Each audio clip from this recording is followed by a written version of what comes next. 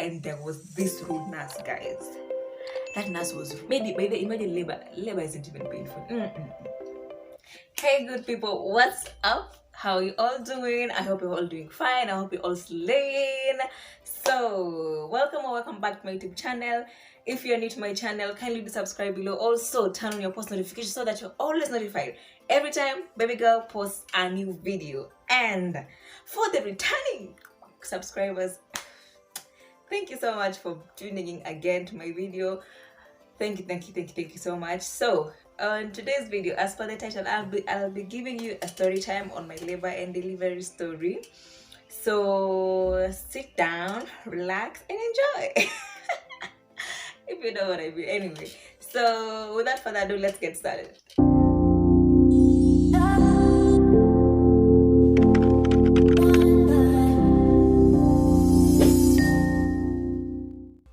So let me begin by saying, you see that video that I posted, the previous video, if you've not watched it yet, I don't know what you're waiting for. I really don't know what you're waiting for. So if you've not watched that video yet, it's on my it's the previous video, the what's in my hospital bag video. That day that day was on a Friday, if I'm not wrong. Yeah, it was on a Friday. So during filming that video, I kind of noticed that my mucus plug, that I lost my mucus plug. If you've lost your mucus plug, it means that you're like it's either that labor is starting very soon. You just know that labor is going to start very soon. So previously, like on Thursday, I have been having contractions, but they were not that severe. It was just like the kidogo contraction. So I was like, it's just the normal contractions. So on Friday, I also had contractions, but I had to push myself to filming that video, because if I didn't film that video, I knew that I wasn't going to do it. And that day nilikuwa na psych, so I said, let me just film that video very quick, because I knew that I was never going to film that video if I didn't film that particular day. So usiku ikafika. So okay, when I lost my mucus plug, I called my husband recent, and I called him, and shetani ni mbaya. That day he wasn't picking the phone. So I was like, should I go to the hospital or not? So since I had my nurse's number, I called her and I told her, you know what, I've lost my mucus plug, so what should I do next? So she told me, come to the hospital and come and let's check. Maybe I knew me by the way, during my whole pregnancy period, I knew what doctors do what doctors do to check dilation. I knew like every single thing. So I have always heard that checking dilation is very painful, and trust me, it is very, very, very, very painful. So I didn't go to the hospital because I was scared. So I waited for my husband, and finally he came, and we're all scared. We were like, okay, so what should we do? Should we go to the hospital? What should we do? So the whole night, somebody was like, no, I'm waiting for contractions to intensify, so that twende hosi kama contractions ziko, ndo kama nimekuwa dilated, at least niko kama at least 6 centimeters or 7.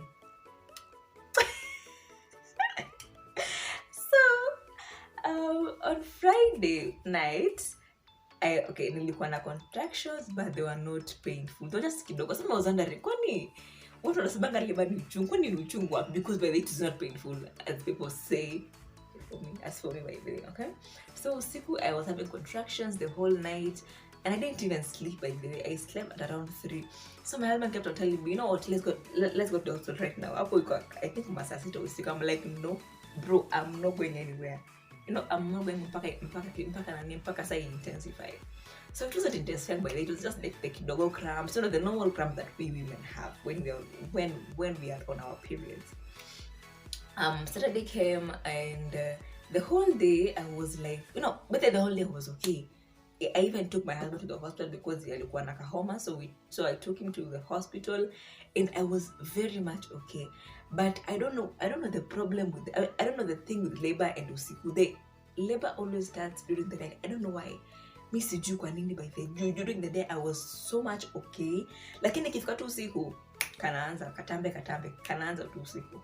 So Saturday kafika ma 6 hapo, tumekula, and sasa I'm like, na kwani kunaenda aje, because I was feeling labor, but it wasn't painful. So my best friend was home that day. Okay, sure, she has always been there, by the way. So my best friend was home, and she was like, you know what, Alma, we need to go to the hospital. In case kama uko dilated, no, to join the way forward. So and then she was like, unajua kuna watu wengine wanakanga tu kwa nyumba, hata hawananga liba ile mob, na unapatanga kama wamedilate kama 8 centimeters. Unajua si safe for the baby. Sasa hiyo chochote yote na wakanani na my husband wakaongea, wakasema you know what, let's go to the hospital. Sijui nini, unaweza kuwa umekaa hapa na kumbe hata umeshafunga yote, utazalia kwa nyumba. Sisi story yote now on Saturday at around I think 10, kama yenyewe ile go to the hospital, because nilizoka mimi ni ule wasewini wanapatanga na ile uchu, ile haina uchungu. So mimi nani tukatoka tukaenda at around I think 11ish ikielekea 12 am. So after that tukafika hosi, and there was this rude nurse, guys. That nurse was rude. I don't know kama alikuwa sana bonake hiyo siku. I don't understand and I don't know.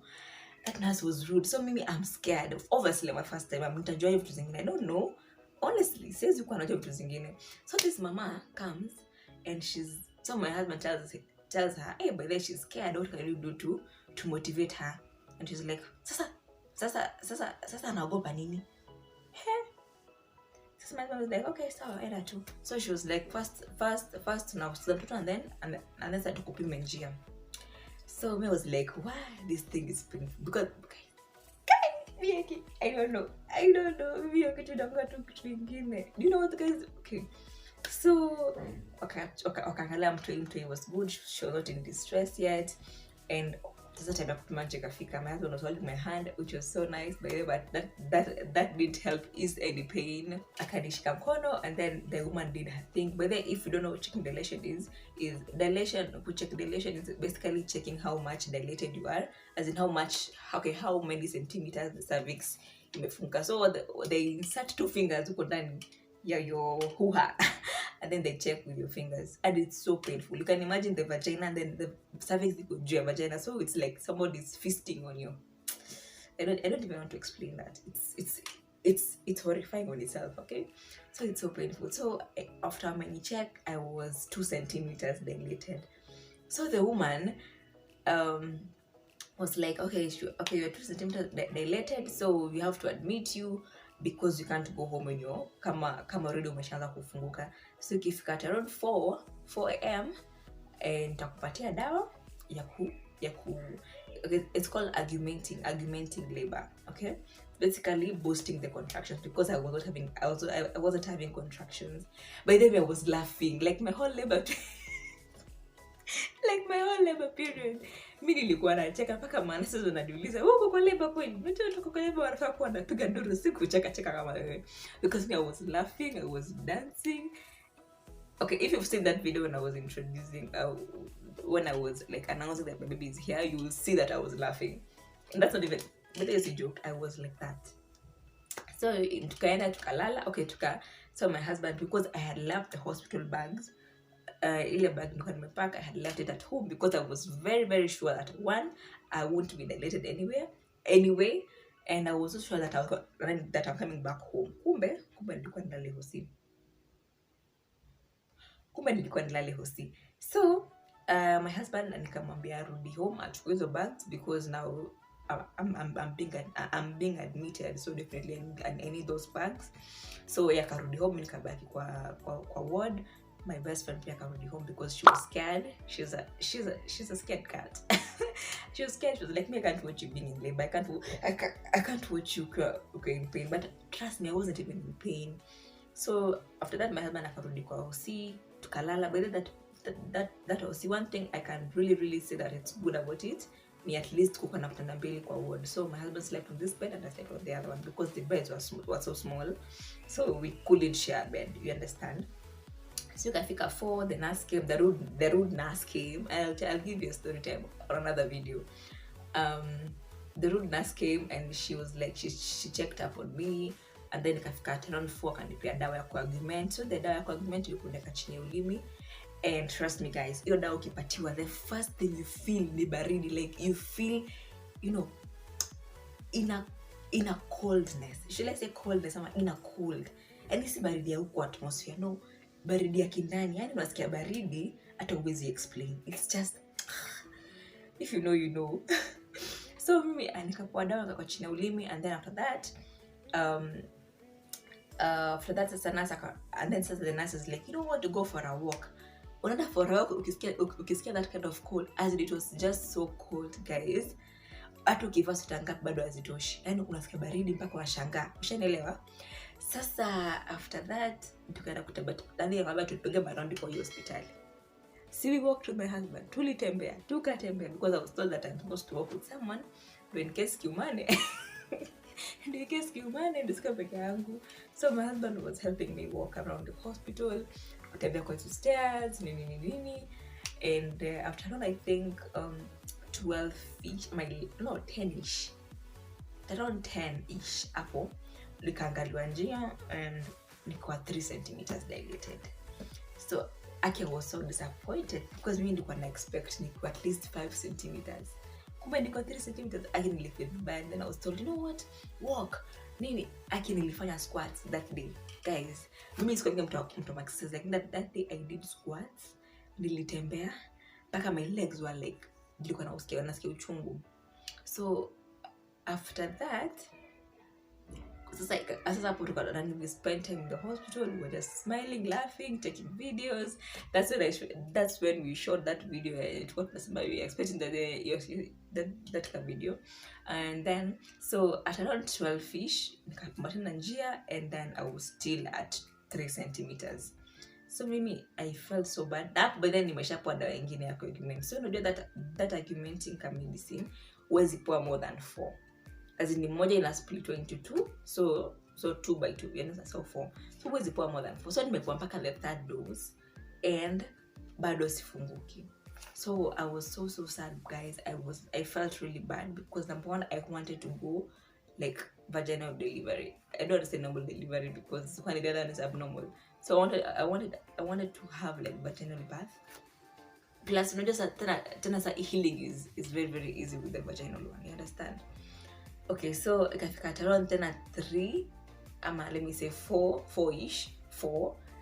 Nikipata njia I was 3 centimeters dilated. So number one, so now we opted, not even opted, the only other option was going for CS because now my baby was in distress and I was in labor for more than 24 hours, which isn't even advisable because mtoto anaweza anatoka kwa tumbo. So I felt really sad because number one, I was really really scared of CS. Just unaambiwa kwa CS, as in, you know those things that people say about cesarean section. So I was very very scared. First of all, let me tell you something guys. But the CS is very very easy. But they think with CS, catheter is the painfulest thing. Maybe by the imagine labor isn't even painful. Labor si uchungu, lakini uwekwa catheter. Yo, I don't want to go into details because there's a part of strike up on YouTube, but trust me, catheter is the painfulest thing. So we went for CS, and so the nurses worked very very fast. By the way, nurses walikuja kwanza kuneka ma drips because they have to work time because my baby alikuwa in distress, yeah. So nurses wanakuja kwa ward, mmoja anaandika drip, mwingine ananivalisha nguo, mwingine ananivalisha kofia ile ya nywele. But then I had to bring, so I had to wear 2 kofias because as it was in a fit. Okay, so nikaenda kwa ward na kwa theater. So I walked to the theater. I don't know if people wasimanga hizi tembea, you can walk to the theater. So I walked to the theater and then nikapanda kwa bed. Then now they're the nurse akanidunga nikakwasa catheter is so painful guys, painful, yani ni uchungu kama kitu kingine. Sasa after that after catheter nikadungwa sana ya mgongo. Now mimi I was always thinking that this nano is ni uchungu, but trust me, it's not even painful. I have seen people narrating their labor and delivery about CS, and trust me, they say that yes, no, that is not even painful. So nikadungwa sindano and immediately my legs from my from my waist downwards, it went like numb, so I couldn't feel anything.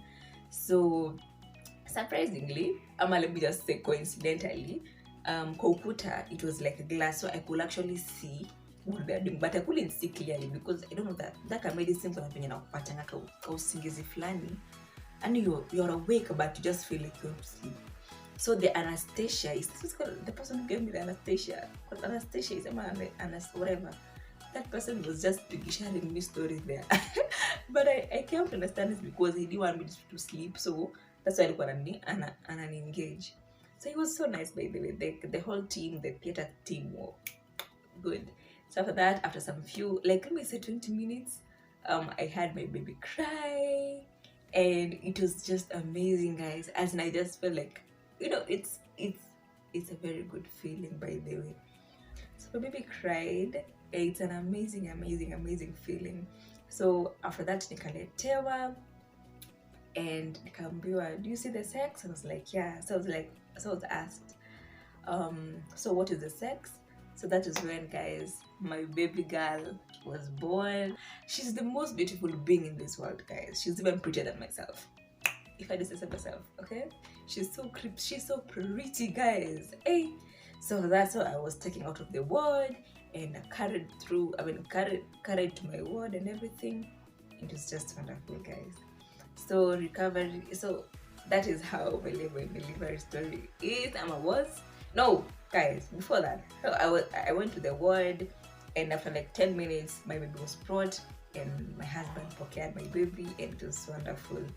And yeah, basically that is how baby was born, and I was so happy, even though I couldn't carry her because I didn't have the strength, plus I was like numb, I was numb, so I couldn't carry her. But at least yeah. So thank you so much for watching this video. Subscribe if you haven't. Thank you so much. Share widely, share with your family, your friends, everybody around, and I'll see you in the next one. Bye bye.